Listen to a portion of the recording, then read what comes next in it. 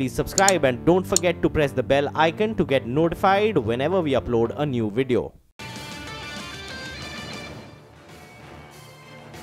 A very good morning. Welcome to Power Breakfast. We are in the Mumbai News Centre. I'm Nigel Dsouza, and with me, Anisha Jain. Hey Anisha, good morning. We're quite colourful this morning.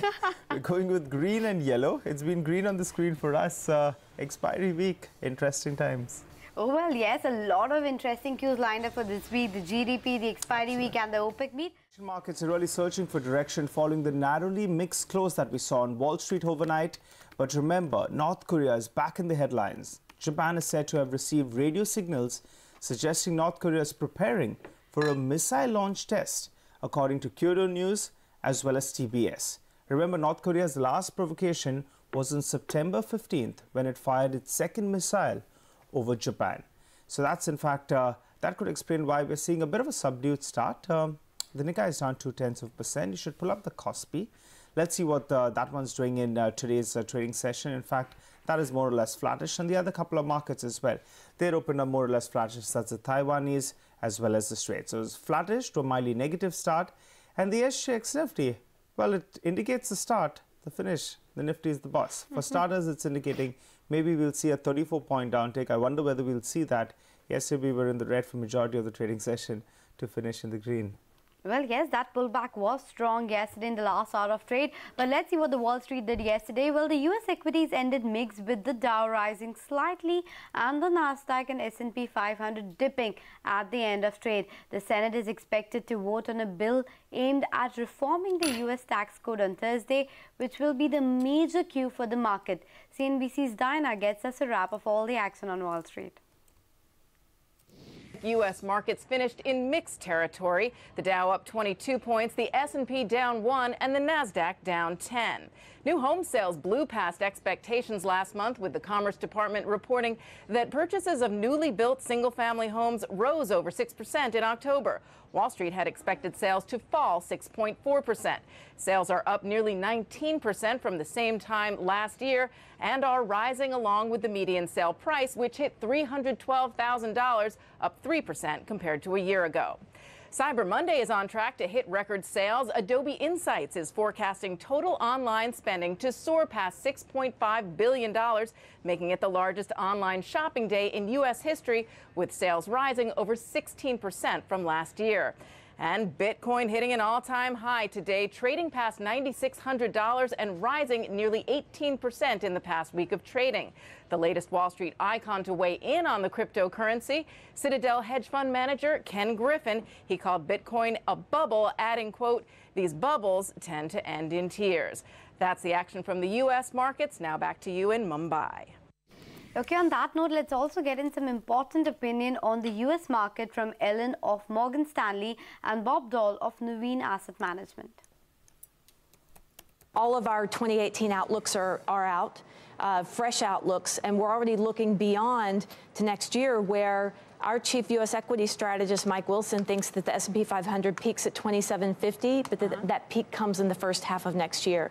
So basically downhill from there. I think it's difficult to get another surge like we saw in 2017, coming off the euphoria of a change in Congress, change in White House, and what that might lead to, and that's sort of lifted spirits and sentiment all year. Once that's delivered, though, in whatever form and shape that it takes, you can get a hole on the other side in economic activity as well. It's a seasonally strong period. The trends have been pretty good. We don't have the problem of inflation or flat yield curve or rising credit spreads. We have earnings that are still pretty good. We're going to have to watch carefully the progress on the tax bill in Washington, D.C. I suspect there'll be some moments where it looks like it's not going to happen. That could create a little bump in the market, but I believe we'll get a bill done early next year. I don't expect big inflation, but at these low level of interest rates, low inflation expectations, high PE ratios, a bump up in the inflation rate would not be very healthy for the market. So you hit the nail on the head. That's the key one, and I think we get some movement upward in 2018. The Fed has indicated they will continue to, I'm going to say, follow the curve upward. I think they will do that. I'm more in the 2 camp than the 3, and some people 4 camp for next year. I hope they don't have to do 4. That would signal we do have a more significant inflation problem than people think. Well, the European markets, they ended lower in yesterday's trading session. They were dragged down by selling in financial services as well as in tech stocks. Now, the euro climbed to a 2-month high before retreating. Why was the euro high? It was initially supported by fresh record highs for Berlin's Business Confidence Index and also an agreement by Germany's Social Democrats to hold talks with Chancellor Angela Merkel in a bid to form a new coalition government. So those hopes really led to some strength on the euro. I think we should get that as well up for you on the screen. Though the 3 frontliners ended in the red with cuts of around 0.3% to around 0.5%. We had the euro that showed some signs of strength, and after that we did that as well did get sold into. In terms of the peripheral indices, the Italian index, that was under pressure. That ended with a cut of close to under %. And the emerging markets as well, both those markets, they ended mildly in the red in yesterday's trading session. The Russian index actually was down close to around 0.5%. Okay, let's shift focus to the currency space then. The worries about potential delays in the implementation of US tax cuts weighed on the US dollar. The US currency eased versus the yen as the near-term focus remains on the Senate vote this Thursday and confirmation hearing on Federal Reserve Chair nominee Jerome Powell later due today. Okay, then in the world of commodities, then oil prices, they fell from 2-year highs overnight as investors weigh the impact of the upcoming OPEC meeting on November 30th among major oil producers on US shale prices. The slide in prices also came on the back of TransCanada announcing the Keystone pipeline would be restarted on Tuesday. From the precious metal space, gold prices rise, supported by a weaker dollar as investors look ahead to congressional testimony by the nominee to chair the U.S. Federal Reserve and a meeting between U.S. President Donald Trump and Senate Republicans on tax reform. Well, we've been talking about so many asset classes in 2017, but the one that's really caught your eye is the Bitcoin. It hit a record high over the weekend and the rally continued on Monday. The digital currency closed in on $10,000 as investors feared they would miss out on a further rise if they stayed on the sidelines. The move is a continuation of the biggest price jump we have seen since August, fanning speculation of a potential bubble. An Indonesian authorities evacuated some 1 lakh people in the island of Bali and shut its airport after Mount Agung volcano erupted, prompting airlines to cancel about 445 flights linking one of the most popular tourist destinations in Asia. Relocation began as the National Disaster Mitigation Agency warned of a very high likelihood for a larger eruption.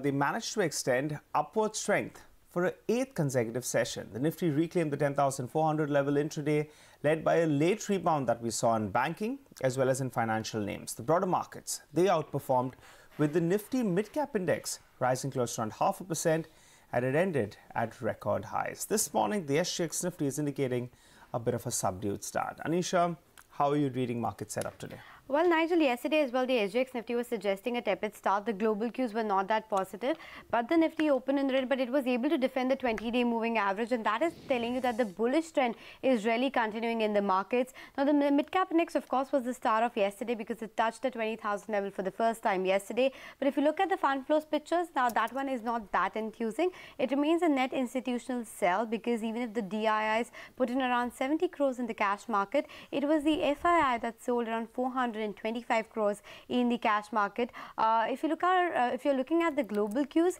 well, they are also not giving you a very clear direction. If you look at the US markets, they closed without any direction because we saw the Dow Jones closing in the green, whereas we had the Nasdaq as in the S&P 500 really closing in the red. Well, there the investors are sitting on the sidelines because there are a couple of important events lined up for this week. Of course, there's a Senate confirmation hearing for Jerome Powell, which is the Fed chair nominee, which is expected later today in US market hours. As well as the US Senate could debate and vote on the tax cut legislation, and that is what is really keeping the investors on the sidelines there. As far as Europe is concerned, if you look at the three headline indices, we were talking about earlier as well, all of them closed in the red. There's a bit of political instability that is happening in Germany, putting pressure, as well as it was the tech and banking stocks that really did not perform well as far as Europe is concerned. Asia, well, yes, mixed cues coming in from there as well. Remember, we were telling you earlier that there are some unconfirmed reports about a missile launch that can happen. That is what Japanese, some of the agencies are picking up. So that will remain in focus. As far as that is concerned, right now, a bit of mixed cues coming in there. The Taiwanese and Straits trading in the red. SGX Nifty suggesting a bit of weaker start. But remember, the important cues really for the week remain the expiry, the Q2 GDP data, as well as the OPEC mean. So maybe a bit of volatility and range-bound data of trade is what we are going to see, Nigel. Absolutely, Anisha. And the rollovers as well, they have picked up, so we should keep that in mind as well. Anisha, what are the stocks that we could look at in today's trading session? Well, the list is not too long today. We have PNB Housing, wherein PNB is looking to sell about 1 crore share, 6% stake in the company at a floor price of 13.25, signifying a 5% discount. So that might see a technical adjustment today. IDBI Bank will be in focus because the board there has approved to sell around 1.5% stake in NSE. So that one should maybe hold up in the green. IndiTrade Capital, now they have signed a non-binding letter of intent for acquisition of majority holding in Varam Capital.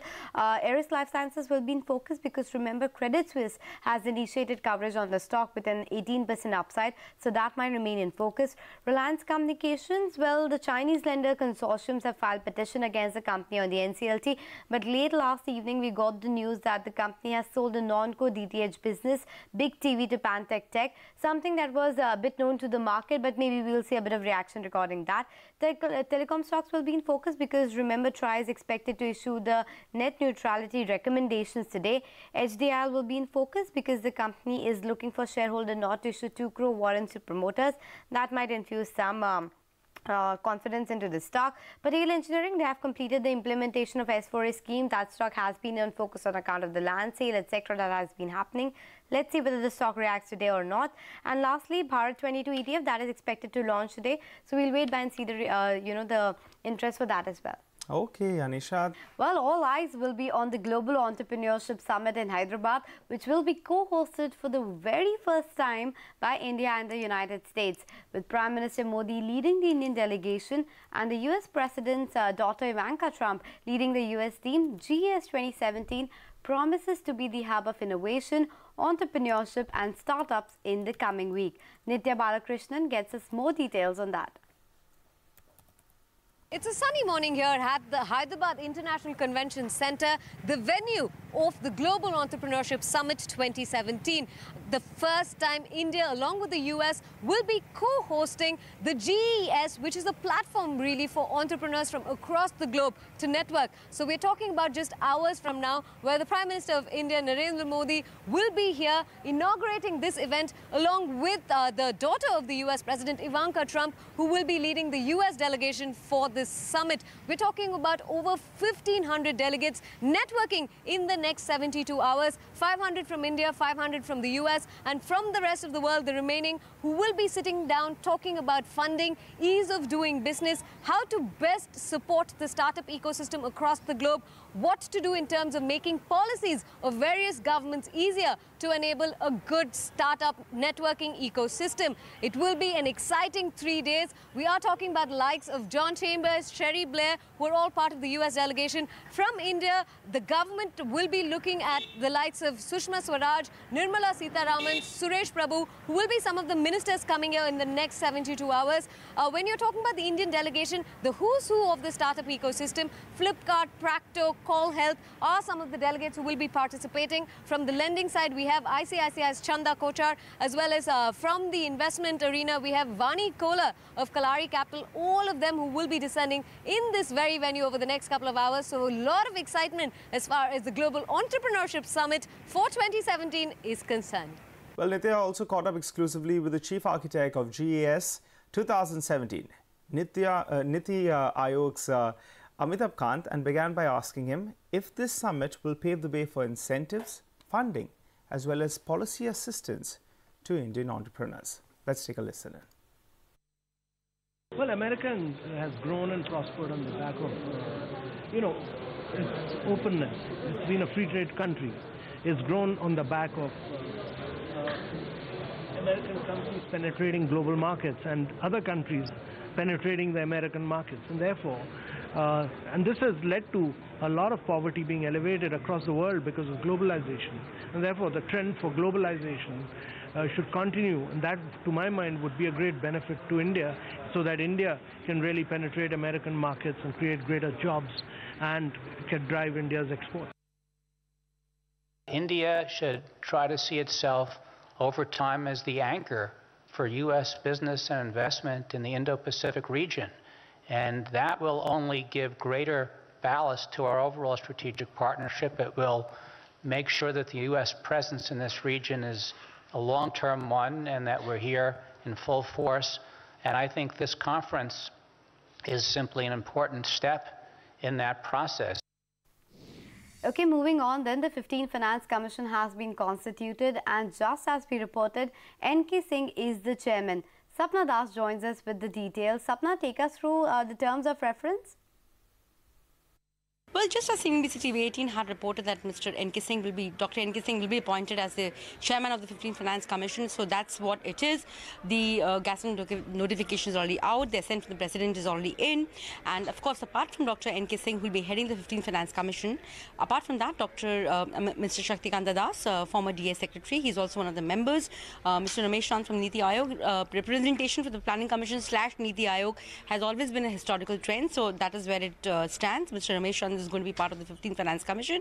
Apart from that, you also have Dr. Ashok Lahiri, the former CA, as well as the current non-executive chairman of the Bandhan Bank. And apart from that, you also have an economist as part of the 15th Finance Commission team. Having said that, very clear terms of reference have been set out by the current government, because remember, when the 14th Finance Commission recommendations had come out, the new government's tenure had already started. And if you keep that 42% devolution formula in mind, that financial year, the government had to shift the fiscal goalpost. So here they have raised a lot of, not exactly red flags, but they have raised the concern, especially in terms of GST, that keeping the GST compensation to states in mind, it's a 5-year guarantee given by the Constitution.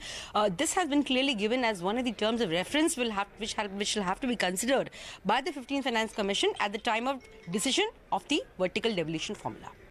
Well, let's listen into what newly appointed Chairman of Finance Commission N.K. Singh as well as Ramesh Chand, who will also be part of the commission, what they had to say. I'm not surprised that it talks about the GST base, because certainly I think that the fact that the GST was propelled through several constitutional amendments, which included the states being participant in these constitutional amendments, enjoins upon any finance commission the need to examine the implications of the GST in terms of the finances of both the center and the states, because this is about the fiscal issues of the general government, which deals not only with the center, with which the FRBM committee had to deal with it, but the Finance Commission now brings in the states as well, and that is and therefore it comes as no surprise if you tell me that this is one of the things which has been included in the terms of reference. Now we face different type of challenges. This growth itself is a concern. Employment is a serious concern. Rural distress is a serious concern. So I feel that the 15th Finance Commission, it should not be looking at things mechanically. It should address, it should confront head-on different challenges which are being faced and new environment which is being created for devolution of resources. We from Niti Aayog side tried our level best to persuade the states to undertake some reforms, but states for various reasons have not undertaken that reform, which is to my mind, principal cause for persistent agrarian distress. MPC's policy is destroying competitiveness in India by keeping the rates high. That's a strong statement coming in from the PMECA member Surajit Bhalla. Speaking to Sapna Das, he also said that MPC must recognize that rates in India are very high. Here is a slice of that conversation on the appointments of the 15th Finance Commission and the RBI's rate trajectory. The earlier Finance Commission was already in place when this government came into being in 2014. Look, the kind of reforms we've had, and the two most important are demonetization, GST, completely changes the structure of the economy, the taxation of the economy, and the fairness of taxation of the economy than what we had before. So this is no complaint about all the earlier finance commission. It's just that the world has changed and we have changed. And it seems that it's only logical that the new finance commission should incorporate this new reality. After all, the finance commission was set up in the constitution in 1950. The world has changed. And, as you know, I keep arguing that we need to recognize, and that's what my book is about, that the world has changed. We cannot operate by the principles we always operate. So also now, as member of the Prime Minister's Economic Advisory Council, and now with the budget around the corner, how are you looking at the position, not just in terms of RBI inflation, if I may just expand the question slightly, in terms of what may be required in the coming budget? I can't speak on what is required, but I'm happy to speak on the RBI and the inflation target. The inflation over the last year in India at 2.7% this fiscal year, and if you take the last 12 months at 3.1%, is one of the lowest we've ever had. There were 2 or 3 years in the late 90s and early 2000s when we had this inflation rate. In the book and in the discussion earlier, I talked about, the world is becoming a lot more competitive. I gave the example of Bangladesh and Vietnam.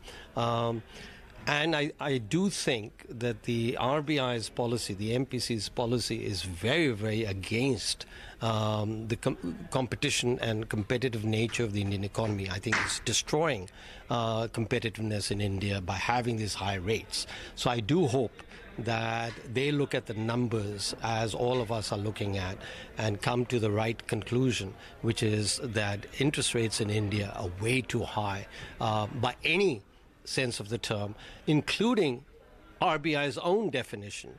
Remember, last October, Michael Patra, MPC member, had said that 1.25% was a real rate target that the RBI had, that the MPC had, October 2016.